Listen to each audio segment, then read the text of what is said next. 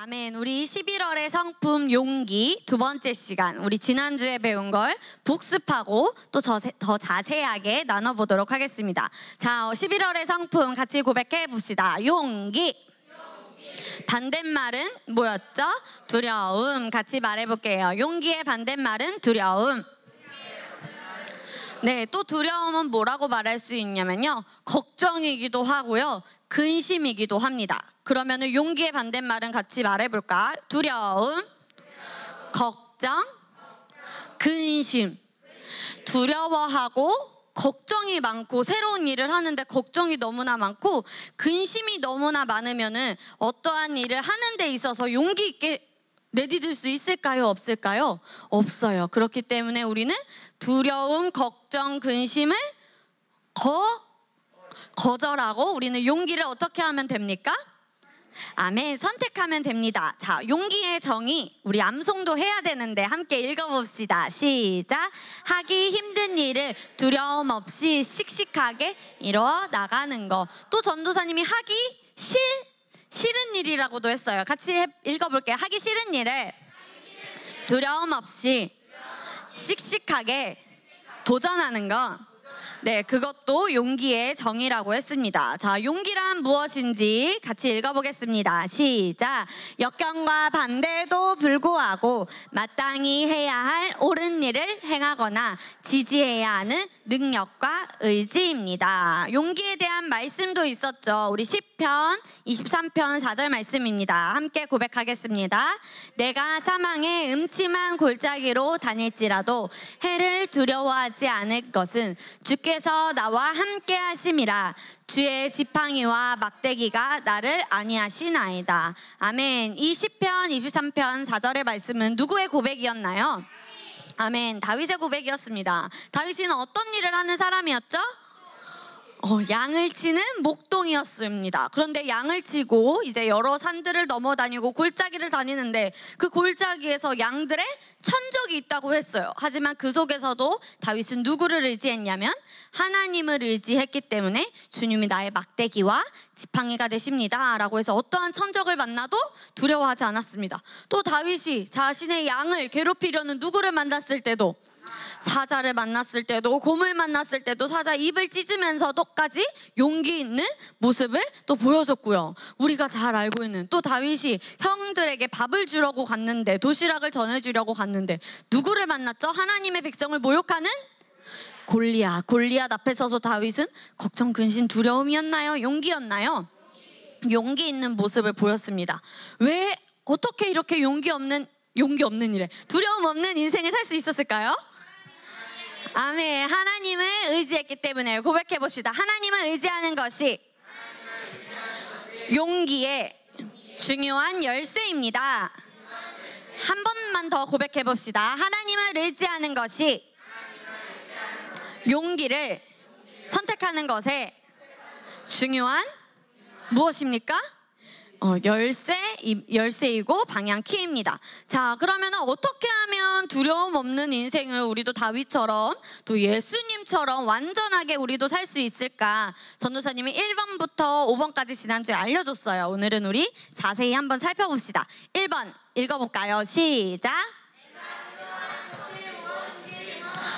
네, 두려움 없는 인생을 살려면 첫 번째로 여러분이 두려워하는 것이 무엇인지 우선 정확하게 알아야 한다고 지난주에 말을 했습니다. 혹시 생각해 본 친구 있나요? 태군이. 뾰족한 거, 주사? 주사는 아니고 뾰족한 걸 무서워하고, 리언이의 생각, 부정적인 생각, 그런 거를 말할 수도 있겠네요. 전도사님은 생각을 해봤어요. 어떤 사람들은 이 사진을 보면 너무 귀여워요, 너무 사랑스러워요 라고 하겠지만, 전도사님은 보면 귀엽긴 귀여워요. 하지만 딱 이렇게 만나면 얘가 나한테 막 다가와서 냄새를 맡고 킁킁대고 막 내 주위를 돌아다니고 혓바닥으로 이렇게 날름날름하고 나를 혹시라도 물려고 하지 않을까. 왜냐하면 전도사님이 어렸을 때는 강아지랑 친했어요. 우리 할머니 집 대문 앞에 강아지 복실이가 있었는데, 복실이가 어느 날을 같이 놀다가 산책하는 나를 어떻게 해야 되지? 배신했다고 해야 되나? 나를 물어버렸어. 악 물어서 전도사님의 손가락에 피가 철철철철 나가지고 엉엉엉 운 기억이 있어요. 그래서 그런지 전도사님은 그때부터인지 아무튼 이제 강아지와 또 고양이, 그런 큰 동물들을 보면은 작은 동물들도 그렇고 그냥 보는 거는 즐기지만 그닥 그렇게 조금 두려워하는 게 있지 않을까 했는데, 자, 어떤 친구들은 무서워하네. 이건 뭘까요? 바퀴벌레예요. 벌레. 자, 그런데 이 바퀴벌레가 우리를 잡아 먹을 수 있을까요? 없을까요? 벌이 우리를 먹을 수 있어요? 없어요? 그런데 이거를 이렇게 우리 친구들이 소리친 것처럼 이런 바퀴벌레를 두려워하고 무서워하는 친구도 있어요. 이 친구는 엄마가 재워주려고 하는데 표정이 어떤 것 같아요? 좋지 않아요. 왜 그럴까요? 이제 잠자리를 독립을 해야 되는데 부모님과 함께 자다가 이제 독립을 해야 돼요. 잠을 자는 것도 이제 떨어져서, 저는 이제 부모님과 떨어져서 잡니다 하는 친구 있나요? 손을 내리고. 자, 그렇게 특수한 상황이 아니면은 혹시 방이 2개인데 오빠랑 이제 자야 되거나 그런 경우는 빼고, 그래도 독립을 이제 우리 친구들이 잠을 자는 것도 부모님하고 독립을 해야 되는데, 이 친구는 밤에 누가 나타날까봐 무서워. 막 낙엽이 스치는 소리도 무섭고 천둥번개도 무섭고 싫어 온갖 핑계를 대면서, 내가 만약에 꿈을 꾸면 악몽을 꿀 것 같아 라고 잠이 안 와. 그런데 꿈은 잠을 자야지 꿔요. 근데 자지도 않았는데 악몽을 꿀 것 같아 라는 것은 걱정이고 두려움이고 쓸데없는 근심입니다. 그렇기 때문에 우리 친구들이 우선 첫 번째로는 내가 두려워하는 것이 무엇인지 알고 우리가 이제 하나하나씩 더 발전을 그 분야에서 해나가야 합니다. 자, 2번 읽어봅시다. 시작. 네, 그런데 두려움을 거절을 해야 돼요. 두려움을 받아들이고 두려움을 계속 인식하고 내가 품고 있으면 어떻게 되는지 우리 욥기 말씀을 통해서 함께 보도록 하겠습니다. 함께 고백해 볼까요? 시작. 그들이 차례대로 잔치를 끝내면 욥이 그들을 불러다가 성결하게 하되 아침에 일어나서 그들의 명수대로 번제를 드렸으니 이는 욥이 말하기를 혹시 내 아들들이 죄를 범하여 마음으로 하나님을 욕되게 하였을까 함이라. 용의 행위가 항상 이러하였더라. 욥기의 주인공 누구일까요?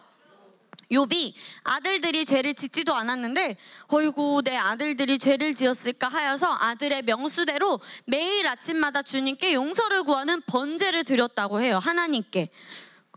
내 아들들이 이랬으면 어떡하지? 저랬으면 어떡하지? 라고 욥은 무엇을 품고 있었던 걸까요? 용기, 두려움? 두려움을 품고 있었어요. 자, 계속 그렇게 두려움을 생각하던 욥이 이렇게 고백을 합니다. 나의 두려워하는 그것이 내게 임하고 나의 무서워하는 그것이 내 몸에 미쳤구나. 욥이 계속 두려움을 품고 있으니까 이 3차원의 세계에서 몸에서 욥에게 무엇이 생겼나요? 이렇게 막 몸이 간지러운 이런 질병이 있었어요. 무엇 때문에? 두려움 때문에. 고백해보자. 두려움 때문에. 그래서 욥처럼 이렇게 계속 두려움을 품으면, 욥이 아까 고백을 했죠. 두려워하는 그것이 내게 어떻게 됐다고요? 임하고. 그러니 우리는 항상 두려움을 거절해야 합니다. 고백합시다. 나는 두려움을 거절한다. 강아지 두려움을 거절한다. 바퀴벌레 두려움을 거절한다. 집에 혼자 있는 거 두려움을 거절한다. 그렇게 우리 친구들이 하나하나씩 두려움을 조금씩 이제 거절을 하면 이제 용기 있게 점점 더 발전할 수 있습니다. 자, 그리고 세 번째 고백합시다. 시작. 근데 전도사님이 여기에 빠뜨린 글자가 있어요. 하나님이 어떤 분이신지를 알아야 되는데 개인적으로 같이 말해볼까요? 개인적으로 하나님이 어떤 분이신지 개인적으로 알자. 시편은 누가 썼다고요?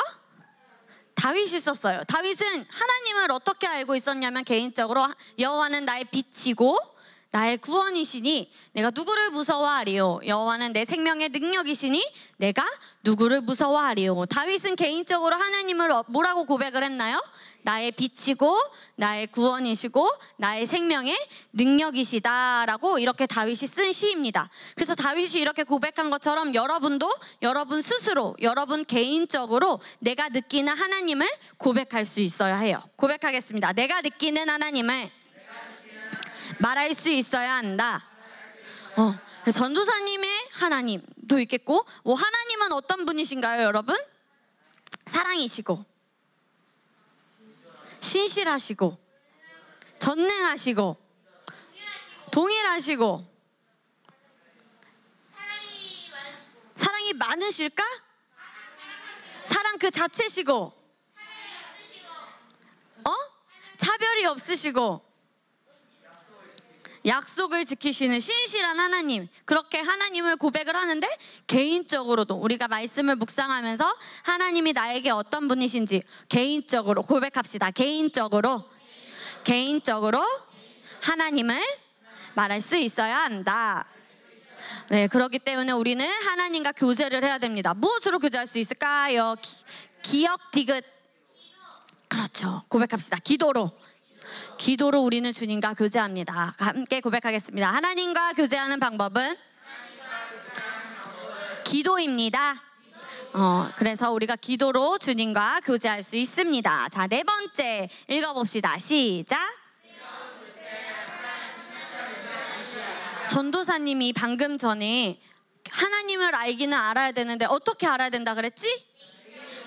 그렇게 개인적으로 하나님이 어떤 분이신지를 여러분 심령에 딱 새겨졌어요. 그러면 두려운 그때 함께 하시는 하나님을, 나를 이끄시는 목자를 우리는 의지할 수 있습니다.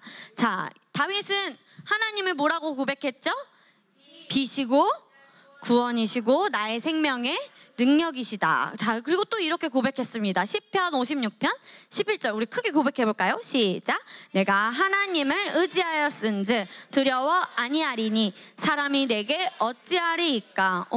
어떤 사람들이 나한테 뭐라고 해도, 나에게 어떤 비난을 하고 내게 어떤 눈빛을 주고 나를 어떻게 내가 전하는 복음을 무시하든지 나는 그래도 두려워하지 않는다. 나는 하나님을 의지하기 때문이다 라고 우리 친구들도 사람보다도 하나님께 인정받고 하나님의 인정받기를 힘써야 됩니다. 고백해보자. 사람보다 하나님께 인정받겠습니다. 사람보다 우리는 누구에게 인정을 받아야 합니까? 그러니까 우리는 사람을 의지해야 될까요? 그럼요. 하나님을 의지하면 왜 저 사람은 나를 사랑해주지 않지? 왜 저 사람이 나에게, 전도사님이 아까 복실이가 전도사님 어떻게 한 것 같다 그랬어. 배신한 것 같다 그랬지. 사람도 여러분을 어쩔 때는 사랑해주다가 오늘은 좀 덜 사랑해 할 수 있어요. 하지만 하나님은 사랑해 하다가 겸아 미안해 오늘은 좀 덜 사랑해. 하나님이 이러실까요? 아니죠. 하나님은 언제나 우리를 동일하게 사랑하십니다. 그러니까 하나님께 우리가 전혀 서운할 일이 없어요. 그리고 사람에게 서운한 건 당연한 일이에요. 고백해보자. 사람에게 서운한 건 당연한 일이다. 하지만 하나님께 서운한 건 절대 없다. 그러니까 사람에게 서운해서 마음의 병을 갖지 마세요. 우리 친구들. 사람에게 서운한 건 어떤 일이기 때문에? 당연한 일이기 때문입니다. 자, 우리 시편 3편 6절 말씀 함께 고백해 봅시다. 시작. 천만인이 나를 애워싸 진친다 하여도 나는 두려워하지 아니하리이다. 그런데 영적으로 성장한 사람은 어떤 사람이 나에게 뭐라고 하든 서운한 마음을 가지고 있지 않고요, 두려워하지도 않고요, 그냥 그 사람을 사랑하고 있는 그대로를 받아들입니다. 같이 다시 한번 고백해 볼까요? 천만인이 나를 애워싸 진친다 하여도 나는 두려워하지 아니하리이다. 지난주 우리 마지막 분의 역사가 우리가 이렇게 발전할 수 있었던 건 어떤 사람들이 있었기 때문에? 용기 있는 사람들이 있기 때문에. 용기 있는 그 역사, 많은 역사 속에서 일제강점기, 6.25 전쟁 속에서도 우리나라에 힘든 역사가 있었잖아요. 그러므로 우리나라가 이렇게 잘 발전할 수 있었지만, 그런 상황 속에서도 이승만 대통령 주변에 이승만을 좋아하고 따르는 사람들도 있었지만, 어떤 사람들도 있었냐면은 이승만을 싫어하고 반대하고, 심지어 미국도 이승만을 싫어했어서 어떤 계획을 세웠다고 전도사님이 역사 시간에도 알려줬었잖아요. 근데 결국 이승만을 죽이지 않고 국회의원들에 의해서, 상임의원들에 의해서 이승만을 잘 부피려고, 그런 것이 다 이승만이 또 누구를 의지했기 때문일까요? 하나님을 의지했기 때문에. 그래서 하나님을 믿는 사람들은 천만인이 나를 애워싸더라도 우리는 두려워하지 않습니다. 아멘. 왜냐하면 내가 누구인지 알기 때문에. 여러분은 누구입니까? 영이고 그리스도인이고 새로운 피조물이고요. 하나님의 자녀이고요. 왕이고요. 하나님의 영생을 가진 주의 생명을 가지고 우리는 하나님의 형상을 닮았습니다. 자, 우리 잠언 10장 24절 말씀 함께 고백하겠습니다. 남자들만. 자, 고백하겠습니다. 시작. 악인에게는 그의 두려워하는 것이 임하거니와 의인은 그 원하는 것이 이루어지느니라. 악인에게는 어떤 것이 임합니까? 의인에게는요? 원하는 것. 몇 주 전에 김기현 목사님께서 모든 염려를 주께 맡기라 라고 하시면서 주일 말씀을 전해주셨어요. 우리 친구들이 그거 말씀을 보면은 너무나도 이 용기의 말씀과 딱 겹쳐져서 너무나도 좋을 것 같은데 그때 아쉽게도 영상이 녹화가 안 됐어요. 그러니까 우리 친구들이 목사님의 이 설교문 있죠? 그거라도 이번 주는 한번 쭉 읽어봐도 좋을 것 같아요. 그때 목사님께서 요한복음 14장 1절 말씀을 읽어주셨는데 너희는 마음속에 근심하지 말라. 하나님을 믿으니 또 나를 믿으라 라고 하셨어요. 하나님께서 우리에게 무엇하지 말라고 하셨죠? 근심하지 마. 누구를 믿어? 나를 믿어. 하나님을 믿어. 그래서 여러분, 근심하는 사람은 하나님을 믿는 믿음과 반대되는 거예요. 고백해보자. 근심은 하나님을 믿는 것과 하나님의 믿음과 무엇 되는 일이라고요? 반대되는 일. 그러니까 근심을 하니까 하나님을 내가 믿는 믿음과 반대되니까 이 삶에서 하나님의 말씀이 제대로 역사할 수 있을까요? 없을까요?